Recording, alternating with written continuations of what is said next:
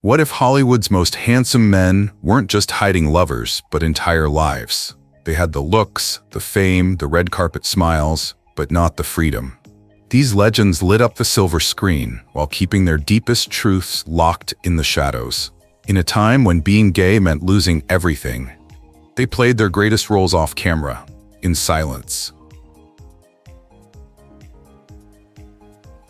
William Haines before Rock Hudson, before Montgomery Clift, before it was even remotely survivable to be queer in Hollywood. There was William Haines, the matinee idol who had the looks of a Greek god, the swagger of a movie cowboy, and the audacity to be out when being gay could cost you everything. And guess what? It did. Haines wasn't just another pretty face, though let's be real, the face alone could have launched 1,000 magazine covers. Born in 1900, he strutted into silent film stardom with a wink and a smirk that screamed, "I know I'm hot, and I know you know it too." MGM quickly made him one of their top box office draws. Girls swooned, boys stared, and William? He was too busy flirting with the camera and his boyfriend, Jimmy Shields. Oh yes, while studio execs were frantically marrying off their stars to hide their secrets, William Haines was living with his man, throwing dinner parties with Hollywood's elite, and turning down fake marriages arranged by MGM's all-powerful Louis B. Mayer. When Mayer finally said, "Choose your career or your man," Haines basically said, "Keep the career. I already have the man." That mic drop moment ended his film career, but kicked off his second act. Because Haines wasn't just handsome, he was talented. Fiercely talented. He and Jimmy became the most sought-after interior designers in Beverly Hills, redecorating homes for Joan Crawford, Carole Lombard, and even Ronald Reagan, all while staying madly in love and madly unapologetic in an era when being gay could literally get you arrested. And yes, that happened to him too. But through it all, William Haines kept his charm, his humor, and his man. He didn't just survive Hollywood's golden age closet, he kicked the damn door open in tailored slacks and a devilish smile. So if you're looking for queer history that's bold, glamorous, and stunningly handsome, start with William Haines, the original Hollywood heartthrob who dared to live his truth before the world was ready. Let us know what you think, and if this Hollywood rebel made you smile, there's more where that came from.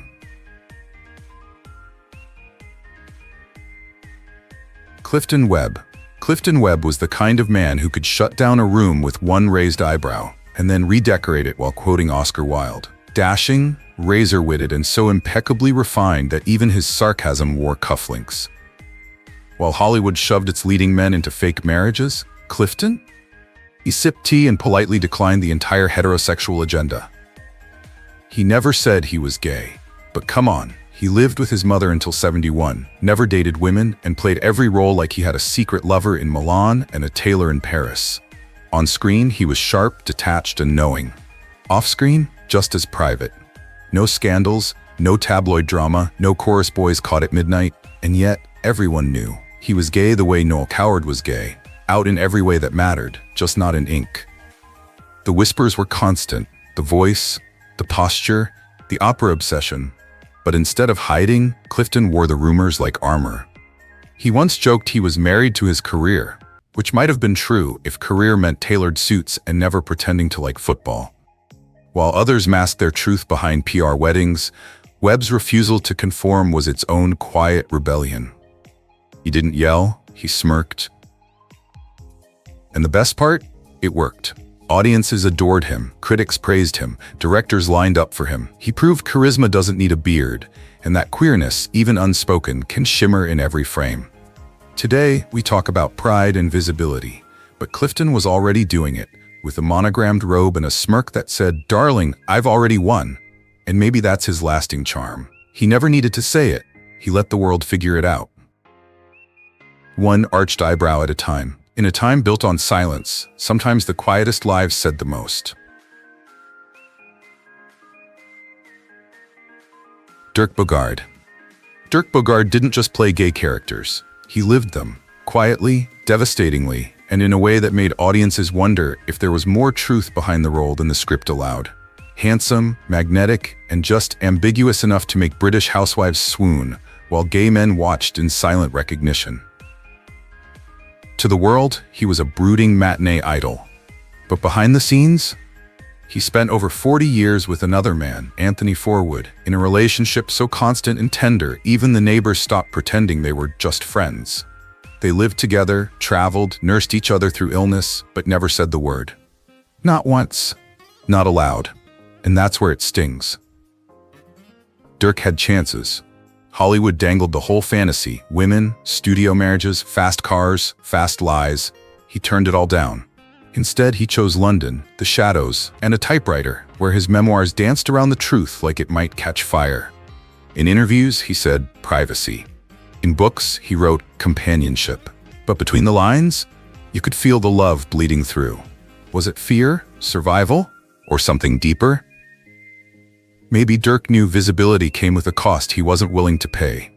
So he paid in silence and gave us performances soaked in everything he couldn't say. Watch Victim, 1961, and tell me that's just acting. No, that was confession, disguised as cinema. Even in silence, Dirk Bogarde gave us something real. He showed ache, restraint, longing, and dignity. He never shouted his truth, but it's there, in every glance, every line, every heartbreak delivered like it came from somewhere far too personal.